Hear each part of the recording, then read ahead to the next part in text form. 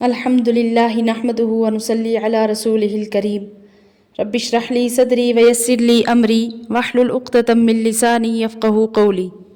تو اس آیت سے پہلی والی آیت میں کفار اور منکرین کے صدقات اور خیرات کا اللہ تعالیٰ کے نزدیک مقبول نہ ہونا بیان کیا گیا تھا۔ تو اس آیت میں مومنین کو صدقہ مقبولہ اور اس کے آداب بتلائے گئے ہیں۔ اعوذ باللہ من الشیطان الرجیم، بسم اللہ الرحمن الرحیم۔ لن تنالوا البر حتی تنفقوا مما تحبون، ہرگز حاصل نہ کر سکو گے نیکی جب تک نہ خرچ کرو اپنی پیاری چیز میں سے کچھ۔ وما تنفقوا من شیء فإن اللہ بہ علیم، اور جو چیز خرچ کرو گے تو پس اللہ کو معلوم ہے۔ تو اب اس آیت کے الفاظ میں سب سے پہلے لفظ بر کے معنی اور اس کی حقیقت کو سمجھنا ہے تاکہ آیت کا پورا مفہوم صحیح طور پر ذہن نشین ہو سکے۔ تو لفظ بر کے لفظی اور حقیقی معنی کسی شخص کے حق کی پوری ادائیگی اور اس سے کامل سبکدوشی اور احسان اور حسن سلوک کے معنی میں بھی آتا ہے۔ اگر لفظ بر کو زبر کے ساتھ یعنی بر اور بار بولا جائے تو یہ اس شخص کے لیے استعمال ہوتا ہے جو اپنے ذمہ عائد ہونے والے حقوق کو پوری طرح ادا کرے۔ قرآن کریم میں برم بوالدتی اور برم بوالدیہ اسی معنی میں استعمال ہوا ہے۔ تو ان حضرات کے لیے یہ لفظ استعمال کیا گیا ہے جو اپنے والدین کے حقوق کو مکمل طور پر ادا کرنے والے تھے۔ تو اس آیت سے معلوم ہوا کہ اعمال بر میں افضل ترین بر یہ ہے کہ اپنی محبوب چیز اللہ کی راہ میں خرچ کی جائے۔ ارشاد ہے کہ تم ہرگز بر کو حاصل نہیں کر سکتے جب تک کہ اپنی پیاری چیزوں میں سے کچھ خرچ نہ کرو۔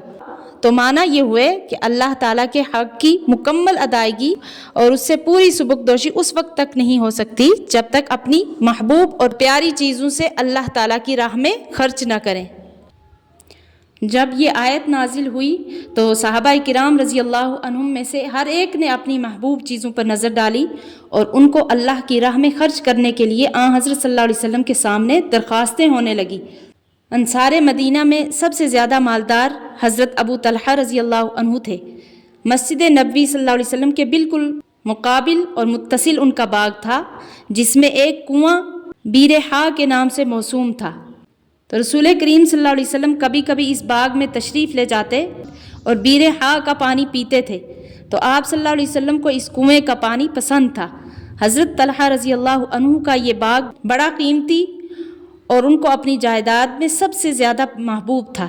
تو اس آیت کے نازل ہونے پر رسول کریم صلی اللہ علیہ وسلم کی خدمت میں حاضر ہوئے اور عرض کیا کہ میرے تمام اموال میں بیر ہا مجھے سب سے زیادہ محبوب ہے، میں اس کو اللہ کی راہ میں خرچ کرنا چاہتا ہوں۔ تو آپ صلی اللہ علیہ وسلم جس کام میں پسند فرمائیں اس کو خرچ کر دیں۔ آپ صلی اللہ علیہ وسلم نے فرمایا کہ وہ تو عظیم الشان منافع کا باغ ہے، میں مناسب یہ سمجھتا ہوں کہ اس کو آپ اپنے رشتہ داروں میں تقسیم کر دیں۔ حضرت ابو طلحہ رضی اللہ عنہ نے آن حضرت صلی اللہ علیہ وسلم کے اس مشورہ کو قبول فرما کر اپنے رشتہ داروں اور چچا زاد بھائیوں میں تقسیم فرما دیا۔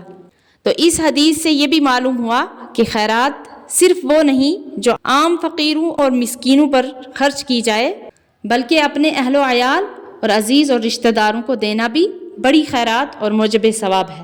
اسی طرح زید بن حارثہ رضی اللہ عنہ اپنا ایک گھوڑا لیے ہوئے حاضر خدمت ہوئے اور عرض کیا کہ مجھے اپنی املاک میں یہ سب سے زیادہ محبوب ہے، میں اس کو اللہ کی راہ میں خرچ کرنا چاہتا ہوں۔ آپ صلی اللہ علیہ وسلم نے اس کو قبول فرما لیا، لیکن ان سے لے کر انہی کے صاحبزادے اسامہ رضی اللہ عنہ کو دے دیا۔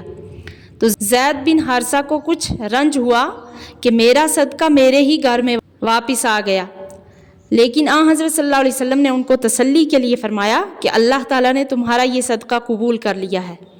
اسی طرح حضرت فاروق اعظم رضی اللہ عنہ کے پاس ایک کنیز سب سے زیادہ محبوب تھی، آپ رضی اللہ عنہ نے اس کو اللہ کے لیے آزاد کر دیا۔ تو اس کا حاصل یہ ہوا کہ خراب اور بیکار چیزوں کا انتخاب کر کے صدقہ کرنا مقبول نہیں۔ تو یہاں پہ جو لفظ مما آیا ہے، مما تحبون، یعنی کہ اس میں سے جتنا آپ دے سکتے ہو لیکن اچھی اور پیاری چیز دے کر خرچ کریں تو مکمل ثواب کے مستحق ہوں گے۔ تو اس سے یہ مسئلہ بھی نکلتا ہے کہ جو چیز خرچ کرنی ہے وہ کوئی قیمتی ہی چیز ہونا ضروری نہیں ہے، بلکہ جو چیز کسی کے نزدیک عزیز اور محبوب ہے، خواہ وہ کتنی ہی کم قیمت کی ہو، اس کے خرچ کرنے سے بھی اس بر کا مستحق ہو جائے گا۔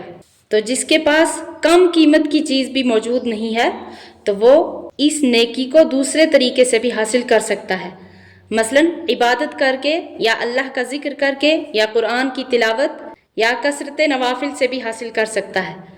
تو یہاں ایک اور مسئلہ بھی سمجھ لینا چاہیے کہ جو محبوب چیز ہے وہ کام آنے والی چیز ہو، یعنی ضرورت کی چیزوں میں داخل ہو، فالتو اور بیکار نہ ہو۔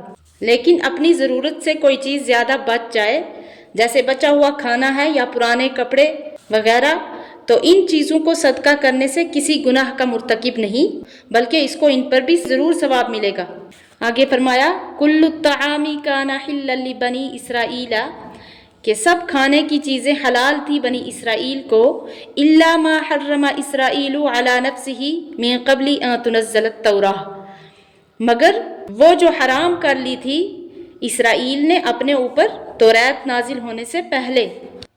ان آیتوں میں اہل کتاب یعنی یہود و نصارہ سے بحث چلی آتی ہے، کہیں یہود سے، کہیں نصارہ سے، تو کہیں دونوں سے، کہ جب حضور صلی اللہ علیہ وسلم نے اپنا ابراہیم علیہ السلام کے دین پر ہونا بیان فرمایا تو یہود نے اعتراضاً کہا کہ آپ صلی اللہ علیہ وسلم اونٹ کا گوشت اور دودھ کھاتے ہیں، حالانکہ حضرت ابراہیم علیہ السلام پر حرام تھا۔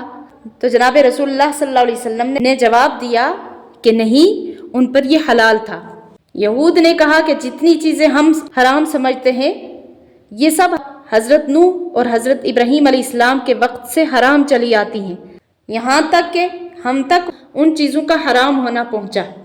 تو اللہ تعالیٰ نے مذکورہ آیت کل الطعام کان حلا لبنی اسرائیل، یہ آخر تک یہود کی تکذیب کے لیے نازل فرمائی، جس میں ارشاد فرمایا گیا ہے کہ نزول تورات سے پہلے صرف ایک چیز کے، یعنی اونٹ کے گوشت کے، جس کو حضرت یعقوب علیہ السلام نے ایک خاص وجہ سے خود اپنے آپ پر حرام کر لیا تھا اور پھر ان کی اولاد میں حرام چلا آیا، باقی سب چیزیں خود بنی اسرائیل پر بھی حلال تھیں۔ تو اصل میں قصہ یہ ہوا کہ حضرت یعقوب علیہ السلام کو عرق النساء کی بیماری تھی، آپ نے نظر مانی کہ اگر اللہ تعالیٰ اس سے شفا دیں تو سب سے زیادہ جو کھانا مجھ کو محبوب ہے اس کو چھوڑ دوں گا۔ تو ان کو شفا ہو گئی اور سب سے زیادہ محبوب آپ کو اونٹ کا گوشت تھا، تو اس کو چھوڑ دیا۔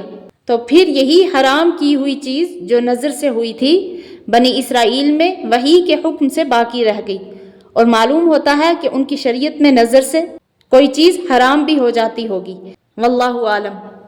اللہ تعالیٰ صحیح سمجھنے کی توفیق عطا فرمائے، آمین۔